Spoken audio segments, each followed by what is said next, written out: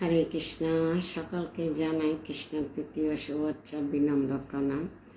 আজকে 2 দিন পরে ভাগবত আসনে উপস্থিত হয়েছি সকলের কৃপা আশীর্বাদ নিয়ে।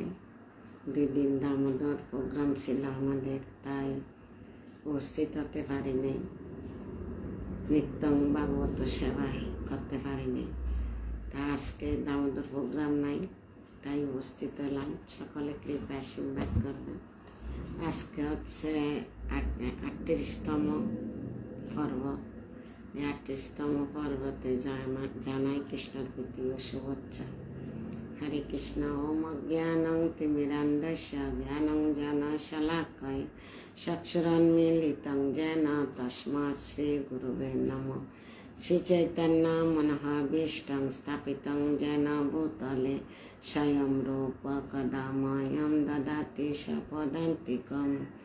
বন্দেহং শ্রীগুরু শ্রীযুতপদকমলং শ্রীগুরুन् বৈষ্ণবাংশ শ্রীরূপং সাগ্রজাতং সহগণ রঘুনাথং বিतं तं সজ্জীবಂ সাদ্বৈতং সাবধূতং পরিজন সহিतं কৃষ্ণ চৈতন্য দেবং শ্রী রাধা কৃষ্ণ পাদান সহগণ ললিতা শ্রী বিশাখানিতং স।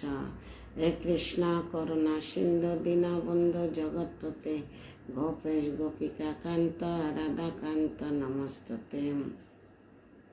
তপ্ত কাঞ্চন গৌরাঙ্গী রাধে বৃন্দাবনেশ্বরী বিশ্বভানুসুতে দেবী প্রণমামি হরিপ্রিয়ে। নারায়ণং নমস্কৃত্যং নরং চৈব নরোত্তমং দেবীং সরস্বতী ব্যাসং ততো জয়মুদীরয়ে। নষ্টপ্রায়েষু অভদ্রেষু নিত্যং ভাগবত সেবায় ভগবতী উত্তম শ্লোকে ভক্তির্ভবতি নষ্টকে। মুখং করতি বাচালং পঙ্গুং লঙ্ঘয়তে গিরিম যৎকৃপা তমহং বন্দে শ্রীগুরু দীনতাদীনম। শ্রী চৈতন্য ঈশ্বরম পরমানন্দ মাধবং। কৃষ্ণায় বাসুদেবায় দেবকী নন্দনায় চ নন্দগোপ কুমারায় গোবিন্দায় নমো নমো। নমো পঙ্কজ নাভায় নমো পঙ্কজ মালিনী নমো পঙ্কজ নেত্রায় নমস্তে পঙ্কজায়ঙ্গে। পাদ যদীয় পতম দ্বিতীয় তৃতীয় তোর্যকটিত যদুর নাভিস্ততা পঞ্চমেব ষষ্ঠ ভুজন্তরং যদুলং স্ততানু কণ্ঠস্তরাজন বাম যদীয় মুকার বিন্দম দশম প্রফুল্লম একাদশ দশ ললাট পটং শিরায়োপিতো দ্বাদশায় ভবতি তমাদিদেবং করুণানিদানং তমালবন্নং সহিতয় অবতারং অপার সংসার সমুদ্র সেতু ভজামহে ভাগবত স্বরূপম। হরে কৃষ্ণ।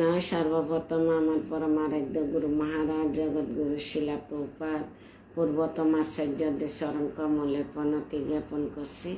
তার সঙ্গে উপস্থিত ভক্তবৃন্দ চরণ কমলে জানাই বৈষ্ণবীয় প্রণাম।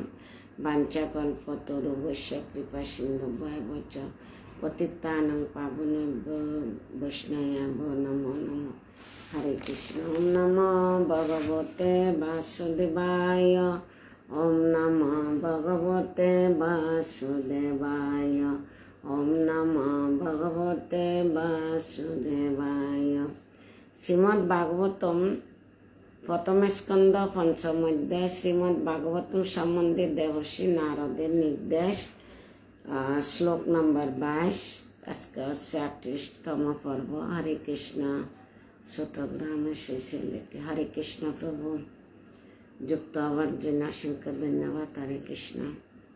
শ্লোক 22। ইদামি পুংস তপস্য সুতস্য বা শিষ্টস্য যুক্তস্য চ বুদ্ধি দত্তয় অবিচ্যুত কবিভি নিরূপিত উত্তম শ্লোকে গুণ অনুবর্ণনম ইদম এই অবশ্যই পুংস সকলে তপস্যার প্রভাবে সুতেশ্য বেদ অনুশীলনের মাধ্যমে বা অথবা শিষ্টস্য যজ্ঞ যুক্তস্য অবিচ্যুত অর্থ লাভ কবিবি যথার্থ তত্ত্বজ্ঞানীর দ্বারা নিরূপণ করা হয়েছে যা উত্তম শ্লোকের দ্বারা যাকে বর্ণনা করা হয় সে ভগবান গুণ অনুবর্ণনম অপ্রাকৃত গুণের বর্ণনা অনুবাদ। রাজন রায়। হরে কৃষ্ণ প্রভু। কোটি ধন্যবাদ আপনাদেরকে যুক্ত হওয়ার জন্য। অনুবাদ।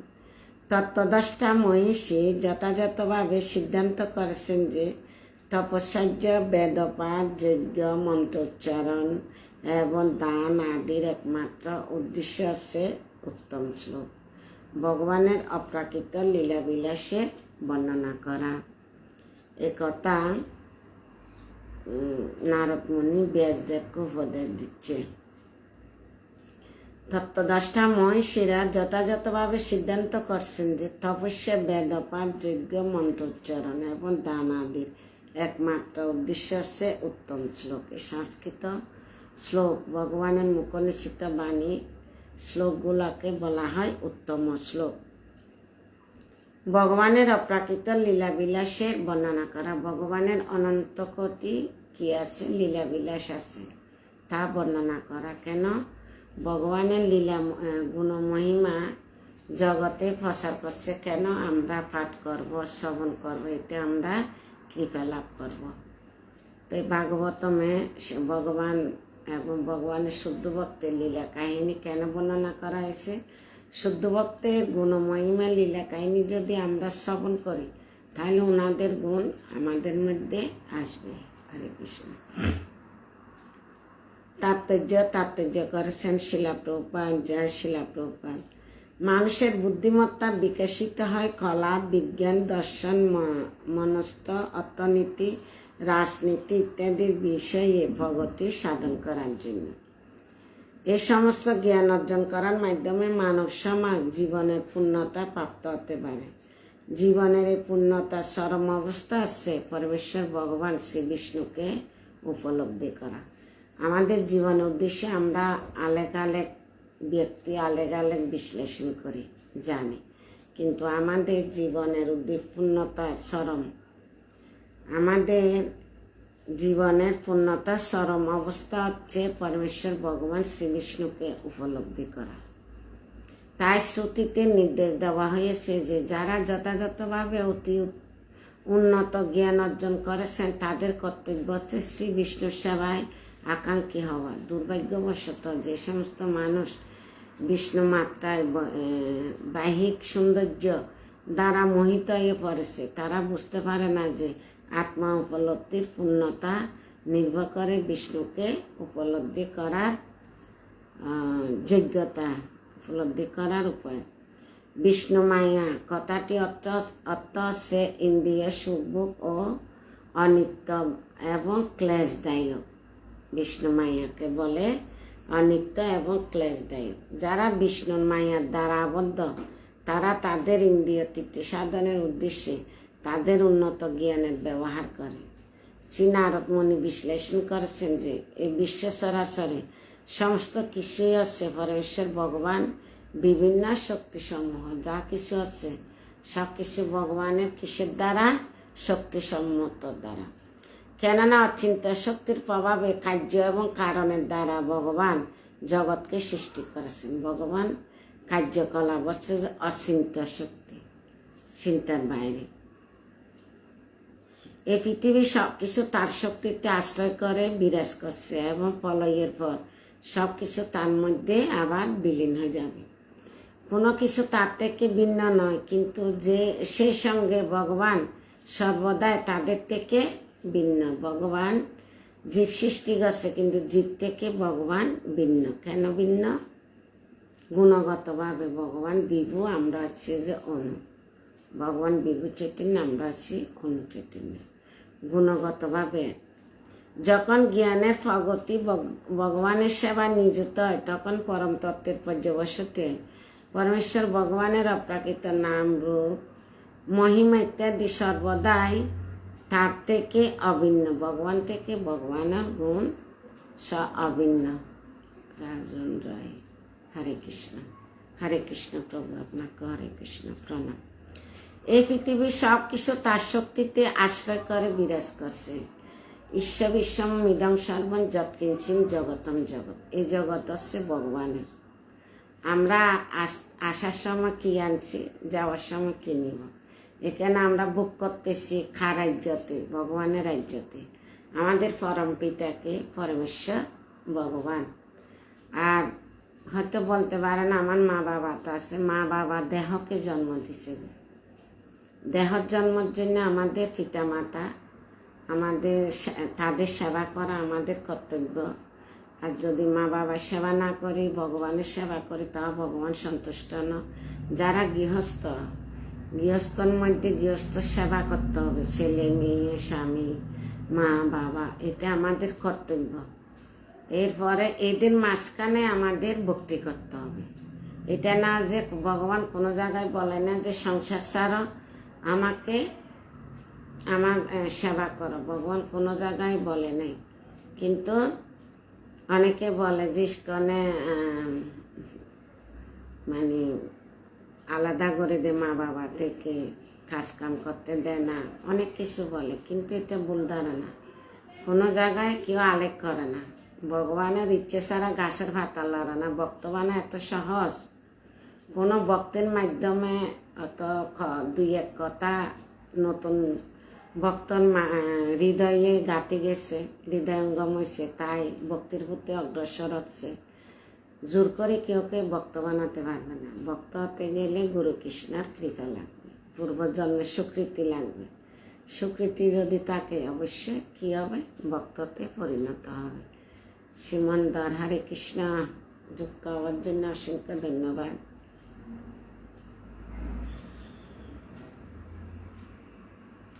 হ্যাঁ, কেন বাল্মীকি মুনি ছিলেন একজন মহান কবি, তেমনি ব্যাসদেব ছিলেন একজন মহান লেখক, এবং তার উভয়ের পরমেশ্বর ভগবানের অপ্রাকৃত লীলা বিলাসের কাহিনী বর্ণনা করতে সম্পূর্ণভাবে ব্রতী হয়েছিলেন, এবং তার ফলে তারা অমর হয়ে রয়েছেন। কেন? তারা ভাগবতম লিখছে, ভাগবতম অমৃত পান করছে, তাই তারা অমর হয়ে রয়েছে। তেমনি বিজ্ঞান এবং দর্শনই ভগবানের সেবা নিয়োগ করার উচিত। ইন্দ্রিয় তৃপ্তি সাধনের জন্য মনোধর্ম প্রসূত শুষ্ক মতবাদ সৃষ্টি করে কোনো লাভ হয় না। ভগবানের মহিমা প্রতিষ্ঠা করার উদ্দেশ্য দর্শন এবং বিজ্ঞানকে নিয়োগ করা উচিত। উন্নত বুদ্ধি সম্পূর্ণ মানুষদের বিজ্ঞানের মাধ্যমে পরম তত্ত্বকে জানার জন্য উৎসুক হতে দেখা যায়। তাই মহান বৈজ্ঞানিকদের কর্তব্য হচ্ছে বিজ্ঞানের ভিত্তিতে ভগবানের অস্তিত্ব প্রমাণ করার চেষ্টা করা। ভগবান যে আছে জগতে, এটা আমাদের কি করতে হবে? প্রমাণ করতে হবে। অনেকে বলে ভগবান আছে, কোনো অস্তিত্ব আছে? অবশ্যই অস্তিত্ব আছে। ভগবানের কাছে আসতে হবে। এটার একটা গল্প বলছিলাম আগে, হয়তো কেউ কেউ শুনছেন, কেউ কেউ শুনেন নাই।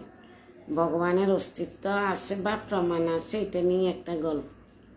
তেমনি দার্শনিক মতবাদগুলি পরম তত্ত্বকে সবিশেষ এবং সর্বশক্তিমান রূপে প্রতিপন্ন করার জন্য প্রয়োগ করা উচিত। তেমনি দার্শনিক মতবাদ সবিশেষ। আমরা ভগবানের দ্বিভুজ নারায়ণ মানে সবিশেষ রূপকে কি করি? আমরা আরাধনা করি। আমাদের পরম আরাধ্য ভগবানকে পরমেশ্বর ভগবান শ্রীকৃষ্ণ। তাই শ্রীকৃষ্ণ হচ্ছে যে সবিশেষ রূপ আছে, গুণ আছে, এবং সর্বশক্তিমান রূপে প্রতিপন্ন করার জন্য প্রয়োগ করা উচিত। এভাবে জ্ঞানের অন্য অন্য শব্দগুলিও সর্বদাই ভগবানের সেবায় নিযুক্ত করা উচিত। ভগবদ্গীতায় নির্দেশ দেওয়া হয়েছে, জ্ঞান যদি ভগবানের সেবায় নিযুক্ত না করা হয় তাহলে তা অজ্ঞান, আর কিছু না। আমার যদি যথেষ্ট জ্ঞান থাকে, জ্ঞান যদি আমরা ভগবানের সেবা না লাগাই তাহলে এটা কি অজ্ঞান ছাড়া আর কিছু না। তো সেজন্য লেখাপড়া করলাম, ইঞ্জিনিয়ার হলাম, ডাক্তার হলাম, কিন্তু কার কৃপাতে, ভগবানের কৃপা আশীর্বাদে আমি আজকে ডাক্তার হলাম বা বৈজ্ঞানিক হলাম বা শিক্ষক হলাম। কিন্তু এই শিক্ষা যদি ভগবানের সেবাত না লাগায় তাহলে এই শিক্ষার কোনো গুণ আছে? কোনো গুণ থাকবে না। হরে কৃষ্ণ তত্ত্ব প্রেমা, হরে কৃষ্ণ শিবরা মহাজন বন্দি, হরে কৃষ্ণ। 2 দিন পরে দর্শন, 2 দিন দামোদর প্রোগ্রামে ব্যস্ত ছিলাম, তাই শিবরা মহাজন হরে কৃষ্ণ, আপনাকে হরে কৃষ্ণ। শিব তত্ত্ব প্রেমা, হরে কৃষ্ণ। প্রণাম প্রণাম তোমাকে, হরে কৃষ্ণ। তো তো এই জ্ঞান আমার এখানে বলতেছে যে যদি জ্ঞান তাকে ভগবানের সেবায় নিযুক্ত করা না হয় তাহলে এই জ্ঞান অজ্ঞান ছাড়া কিছু না। তদ্রূপ আমাদেরও জ্ঞান থাকলে কিঞ্চিত যদি জ্ঞান থাকে তাহলে আমরা কি করতে পারবো? গুরুর কৃপা পারলে আমরা ভাগবতম পাঠ করতে পারবো, শ্রবণ করতে পারবো, শ্রবণ করাতে পারবো। গুরুর কৃপায় কি নয়, যেমন কি মুখং করতি বাচালং পঙ্গুং লঙ্ঘয়তে গিরিম যৎ কৃপা তমাহং বন্দে শ্রী গুরু দীনতা দিন। যদি গুরু কৃপা হয় বোবা কথা বলতে পারবে। পঙ্গুং লঙ্ঘয়তে গিরিম, যে পঙ্গু সে পাহাড়ে উঠতে পারবে। গুরু কৃষ্ণর কৃপা হলে অবশ্যই আমরা কি করতে পারবো? এই ভাগবতম জ্ঞান অর্জন করতে পারবো। হরে কৃষ্ণ। প্রগতিশীল জ্ঞানের যথার্থ উপযোগিতা হচ্ছে পরমেশ্বর ভগবানের মহিমা প্রচার করা, এবং সেটি হচ্ছে যথার্থ তত্ত্ব। বৈজ্ঞানিক জ্ঞান এবং কার্যকলাপ যখন ভগবানের সেবায় নিযুক্ত হয় তখন সবই হচ্ছে যথার্থ হরিকীর্তন বা ভগবানের মহিমা কীর্তন। কি বলছে যে ভগবানের সেবায় কার্যকলাপ, আমাদের জ্ঞান এবং কার্যকলাপ যখন ভগবানের সেবায় নিযুক্ত হয় তখন তা সবই হচ্ছে যথার্থ হরিকীর্তন বা ভগবানের গুণ মহিমা কীর্তন করা। হরে কৃষ্ণ। লাকি মাতাজি, অসংখ্য ধন্যবাদ আপনাকে। হরে কৃষ্ণ, প্রণাম। তা এখন এই শ্লোক অনুবাদ তাৎপর্য বড়, তাই এগুলো পড়তে টাইম লাগতেছে। শ্লোক 22 নম্বর শ্লোক অনুবাদ তাৎপর্য শেষ করলাম। এখন 23 নম্বর শ্লোকে প্রবেশ করতেছি। আপনারা যারা উপস্থিত আছেন সাথে যুক্ত থাকেন, গুরু কৃষ্ণ কৃপা পাবেন। লাকি মাতাজি, হরে কৃষ্ণ। হরি বল মাতাজি, হরি বল। আপনার ছেলে অনেক সুন্দর আরতি দিছে, গোপাল, অতি উত্তম। হরে কৃষ্ণ। শ্লোক 23।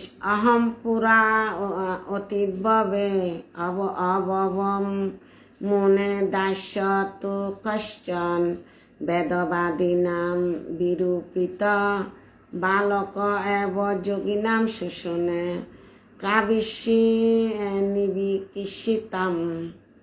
অহম আমি, পুরা পূর্বকল্পে, অতীতভাবে পূর্ণরূপে, অভাবম হয়েছিল মুনে মুনি, দাস্যা দাসী তু কিন্তু, কচ্ছনং পুনঃ বেদবাদীনাম বেদাজ্ঞ ঋষিদের নিরূপিত নিযুক্ত বালক সেবক এব কেবল যোগিনাম ভক্তদের যুযুক্ষণে সেবায় প্রবিশ্যি বর্ষাকালে 7টি মাসে নিবীক্ষিতাম একত্রে বসবাস করেছিলেন। অনুবাদ। এই মুনিবর পূর্বকল্পে আমি বেদাজ্ঞ ঋষিদের পরিচর্যার এক দাসীর পুত্র রূপে জন্মগ্রহণ করেছিলেন। এটা কে? নারদ মুনি। নারদ মুনি এক দাসীর পুত্র ছিল। চাতুর্মাস্যে ব্রতের সময় মুনি ঋষিরা যখন এই গ্রাম ওই গ্রাম গ্রামে গ্রামে যেত ভগবান সবাইকে কৃপা করার জন্য, আর ভক্তর ঘরে যখন থাকতো, ভক্তর ঘরে কী করছে, নারদ মুনির মা ওখানে কাজ করতো দাসীর রূপে। তো ওদের উচ্ছিষ্ট প্রসাদকে এ দাসীর পুত্র রূপে জন্মগ্রহণ করেছিলেন কে, নারদ মুনি। বর্ষাকালে কথা, নারদ মুনি এখানে ভগবানের প্রেমময়ী সেবায় প্রভাবে পবিত্রীভূত এক দিব্য পরিবেশনে অদ্ভুত গুণাবলীর কথা শ্রী নারদ মুনি এখানে সংক্ষেপে বর্ণনা করেছেন। তিনি ছিলেন দাসীর পুত্র, তিনি যথাযথভাবে শিক্ষা লাভ করেননি। নারদ মুনি যথার্থ লেখাপড়া করতে পারেনি, তাই তিনি এক দেবশীতে পরিণত হয়েছিলেন। এমন হচ্ছে ভগবত ভক্তির প্রভাবে জীব হচ্ছে ভগবানের ততস্থ শক্তি, অন্তরঙ্গা শক্তি, বহিরঙ্গা শক্তি, ততস্থ শক্তি। জীব হচ্ছে ভগবানের ততস্থ শক্তি, এবং তাই তাদের কর্তব্য হচ্ছে পরমেশ্বর ভগবানের অপ্রাকৃত সেবায় যথাযথভাবে ইন্দ্রিয় তৃপ্তি সাধনে পরিবর্তে সমস্ত শক্তি যখন ভগবানের সেবায় নিয়োজিত হয় মায়ার মহাচ্ছন্ন প্রভাব তৎক্ষণাৎ দূরীভূত হয়ে যায়। ছিলেন নারদ মুনি পূর্বজন্মের দৃষ্টান্ত থেকে স্পষ্ট বোঝা যায় যে ভগবানের সেবা শুরু করা হয় ভগবানের সেবকের সেবা করার মাধ্যমে। এটাকে নারদ মুনি বলতেছে। তার যে ভগবানের সেবা শুরু হয়, ভগবানের সেবকের দৃষ্টান্ত থেকে স্পষ্ট বোঝা যায় যে ভগবানের সেবা শুরু হয় ভগবানের সেবকদের সেবার মাধ্যমে। ভগবান বলেছেন যে সরাসরিভাবে তার সেবা করার থেকে তার সেবকের সেবা করা শ্রেয়। ভগবত ভক্তের সব ভগবানের সেবার মাধ্যমে এরকম সদ্গুরু হচ্ছে ভগবানের দর্শন করা স্বচ্ছ মাধ্যমে। তিনি সব রকমের জড় প্রভাব থেকে মুক্ত। এভাবে সদ্গুরু সেবা করা হলে সে সেবা অনুপাত অনুসারে ভগবান নিজেকে সেই ভক্তের হৃদয়ে প্রকাশিত করেন। ভক্তের হৃদয়ে ভগবান কি করে, সদ্গুরুর হচ্ছেন ভগবানের দর্শন করার স্বেচ্ছার মাধ্যমে।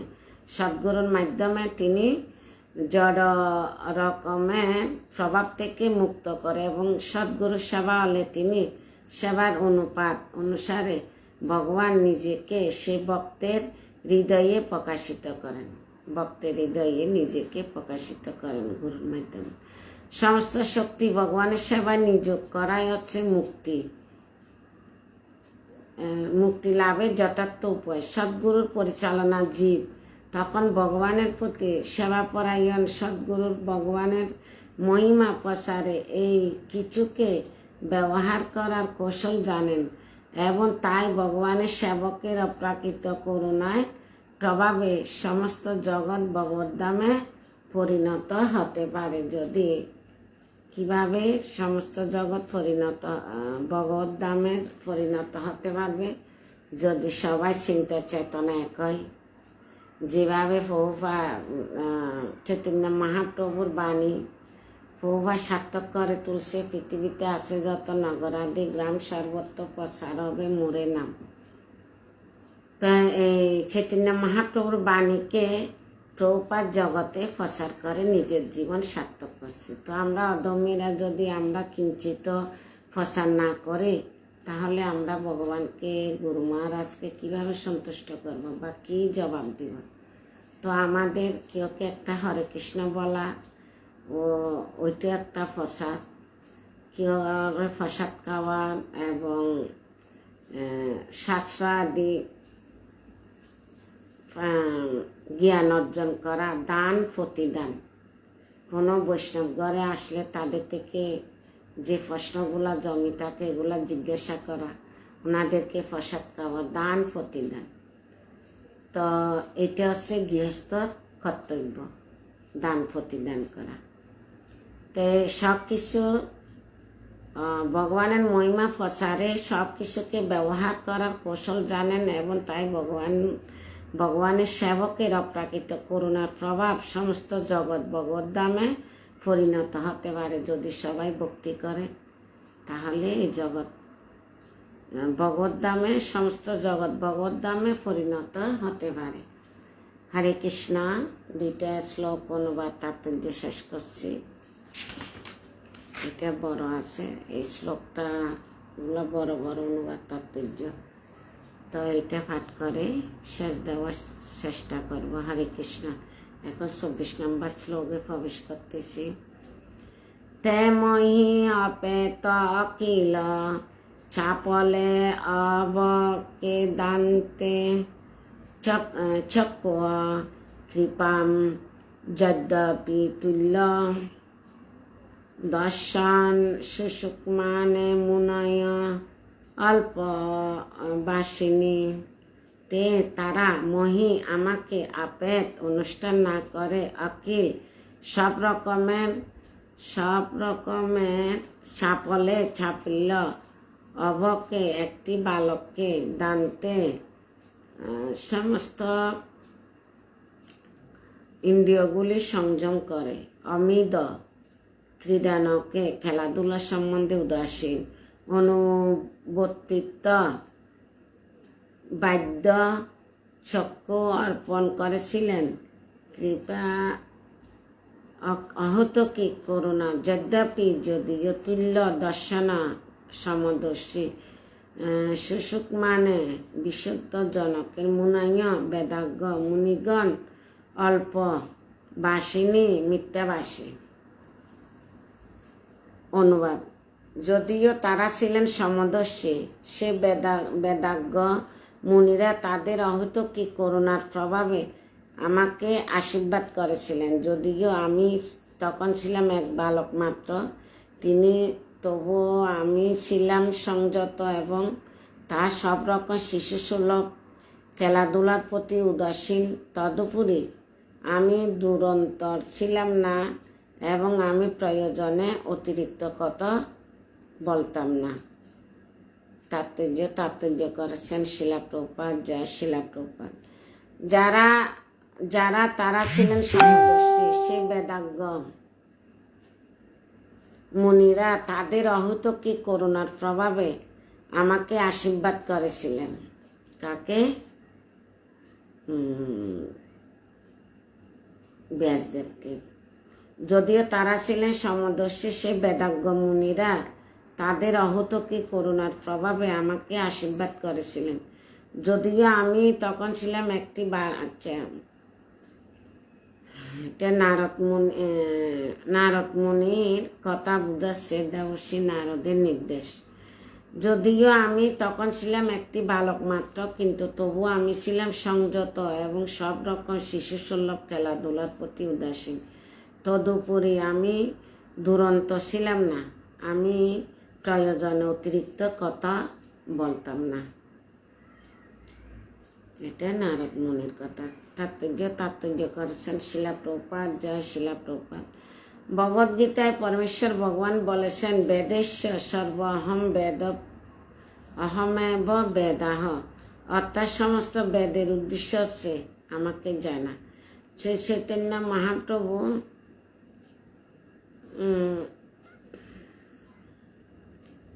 আমি ছিলাম একটি বালক। শ্রী চৈতন্য মহাপ্রভু বলেছেন, বেদের বিষয়বস্তু কেবল 3টি: যথার্থ পরমেশ্বর ভগবানের সঙ্গে জীবের সম্পর্ক প্রতিষ্ঠা করা, সে সম্বন্ধ ভগবানের সেবা করা এবং তার ফলে পরম ভগবত ধামে ফিরে যাওয়া। প্রকৃতপক্ষে বেদান্তবাদী বলতে পরমেশ্বর ভগবানের শুদ্ধ ভক্তকে বোঝায়। যারা বেদান্তবাদী তারা কাদের? ভগবানের শুদ্ধ ভক্তদেরকে বোঝায়। এ ধরনের বেদান্তবাদী বা ভক্তি বেদান্ত শুদ্ধ ভক্তের জ্ঞান বিতরণ সর্বদা সমদর্শী। তাদের কাছে কেউ শত্রু না অথবা বন্ধুও না। তাদের মতো মানুষ মৃত্যুর অমৃত তৃপ্তির প্রচেষ্টায় তাদের সময়ের অপচয় করছে।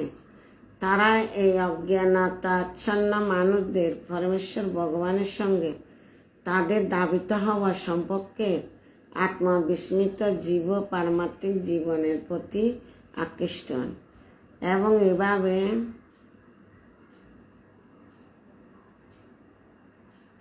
তাদের এ ধরনের প্রচেষ্টার মাধ্যমে সবচাইতে আত্মবিস্মৃত জীব পারমাত্মিক জীবনের প্রতি আকৃষ্ট হয় এবং এভাবে ভক্তি বেদান্তর দ্বারা দীক্ষিত হয়ে সাধারণ মানুষ ধীরে ধীরে পারমাত্মিক জীবনের পথে অগ্রসর হতে পারে। কিভাবে?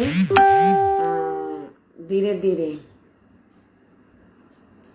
এবার এ ধরনের প্রকৃত মানুষ সবচাইতে আত্মবিস্মৃত জীব পারমাত্মিক জীবনের প্রতি আকৃষ্ট হয় এবং এভাবে ভক্তি বেদান্ত দ্বারা দীক্ষিত হয়ে সাধারণ মানুষ ধীরে ধীরে পারমাত্মিক জীবনের পথে অগ্রসর হয়।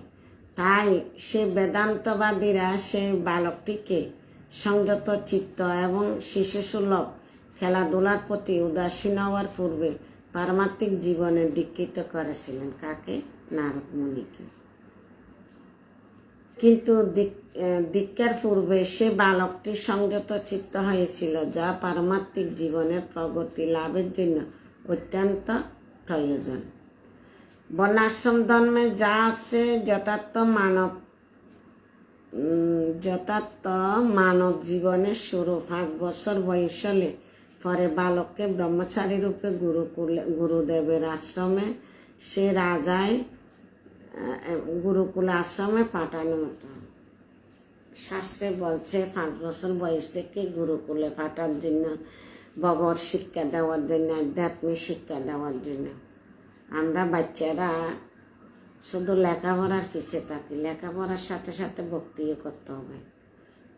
ভক্তি না করলে মাটি নরম থাকতে গোল করতে হয়, শক্ত গেলে আর গোল হয় না। সেজন্য বড় গেলে আর কি করতে চাবে না, ভক্তি করতে মন চাইবে না, ইচ্ছা করবে না।